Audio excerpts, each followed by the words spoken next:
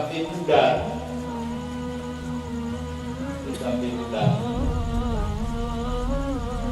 Berarti mata-mata almarhum anak muncul dan nyokatun. Karena kekuatan sinar almarhum mata merasa takut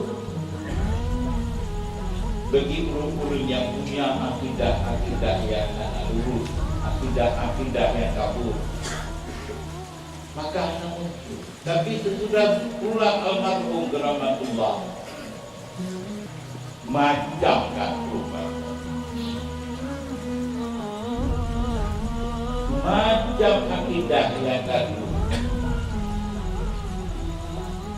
macam syariat yang kabur.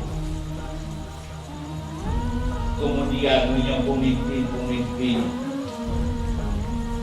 pun lagi yang macam terasa kali pemimpin sehingga nangrohatnya agama sudah kasih, akidah sudah kasih, ekonomi anak teratur.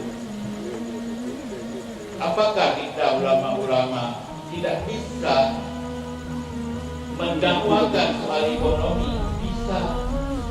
Dalam hadis Nabi menyatakan akhir zaman umat manusia, umat Islam butuh tank, butuh dirham dan akhir biillahi dinihi wa dunia, butuh ekonomi,